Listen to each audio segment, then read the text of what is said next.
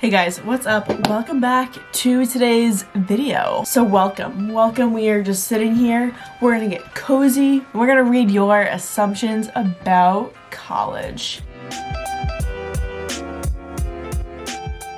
But anyways, let's freaking get into the video. Assumption 1, you can't get into frats as a freshman. Okay, I feel like yes and no. It like really depends like on your school and like the vibe of frats wherever you go to school. Like 70% of the people at the frat party actually are freshmen, which yes, like maybe when you first get to school your freshman year, you may have a hard time getting in because most of the people at the frat party are going to be freshmen because a lot of upperclassmen outgrow the frat life scene. I'm more of like a bar club, be social person instead of a hot, sweaty frat basement. Okay, second assumption. We're gonna group all these together. A lot of assumptions were that you'll fail your first classes, impossible to get an A. Classes are so hard, harder than high school. We're gonna debunk that assumption. So many people do way better in college than they ever did in high school. Like sure, you know, college classes are definitely like a lot of work, but like it's real world stuff. The grades that I see now in college, I did not see in high school all that common. I did not. There are two groups of people who party all the time and people who never party at all. I low-key had this assumption too. There's a spectrum. Definitely you do not have to be like, I'm going out 3 nights a week, bam, Thursday, Friday, Saturday. And you also don't have to be like, I'm never going to party at all. Which like either one is fine.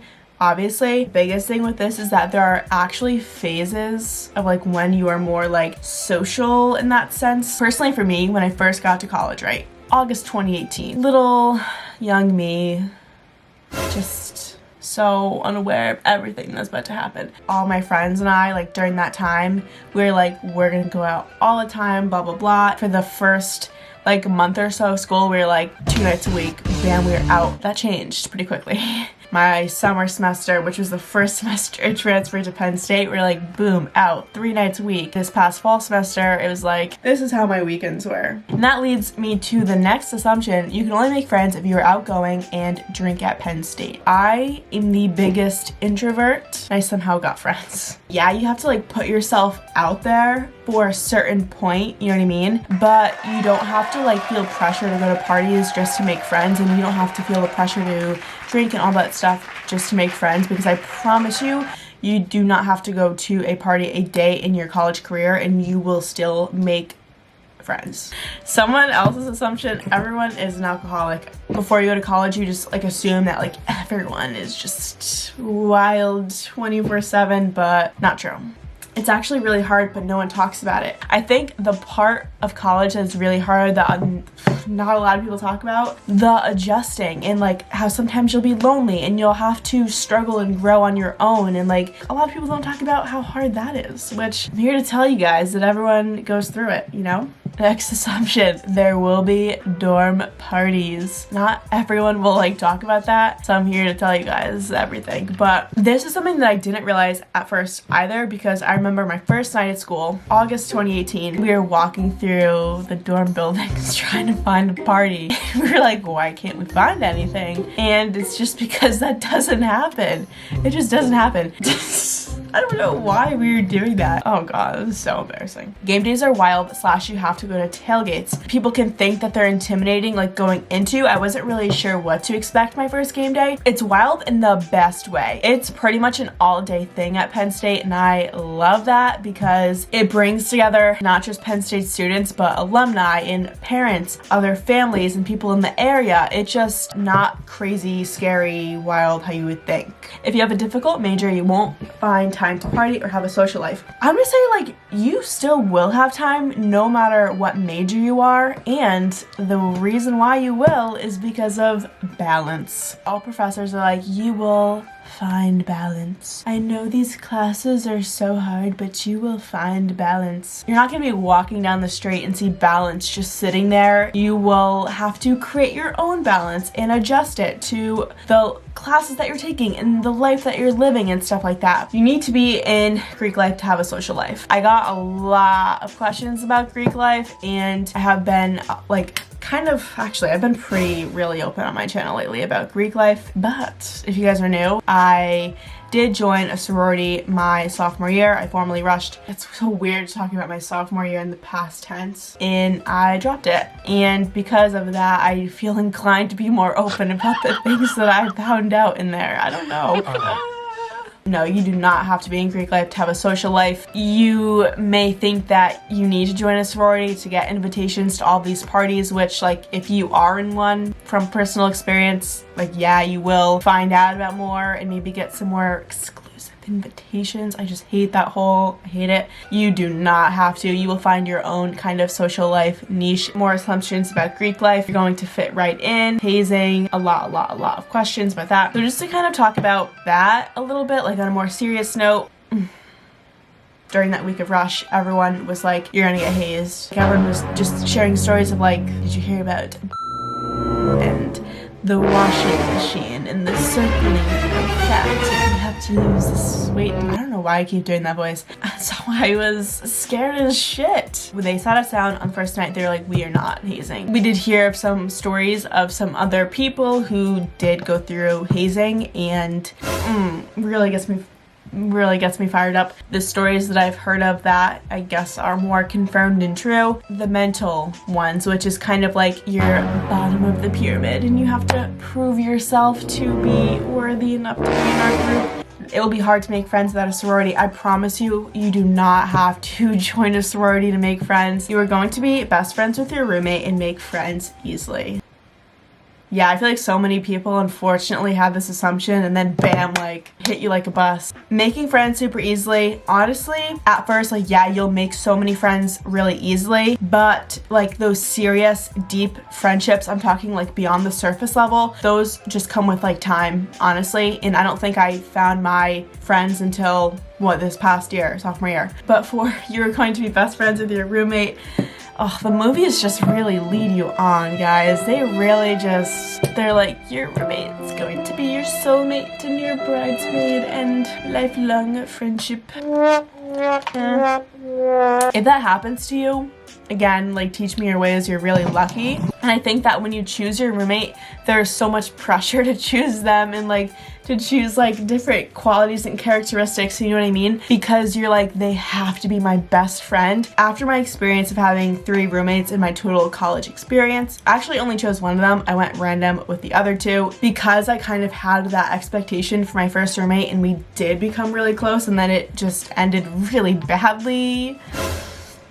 I kind of was like, I'm done trying. I'm just gonna live with someone random and just be civil with them and have them as like an acquaintance. And honestly, sometimes that's all you need. I don't know, I'm just the kind of person where it's like, I kind of like know if like we're on the same like wavelength and vibe. Like, I would just rather just be civil and be an acquaintance. You don't have to be best friends with everyone. There's no in between super busy or super bored. Honestly, some days, yeah. I would say like actually 70 or 80%, yeah. The really busy seasons of school, like finals, midterms, stuff like that, 100%. Why do I low-key feel like that's actually pretty true? No drama, and everyone was a family. Alyssa said this. Yeah. Oh, Jesus. Like, unfortunately, when you leave high school, the drama does not end sometimes. And I think a huge part of that is honestly just dorm life, because you're living with strangers.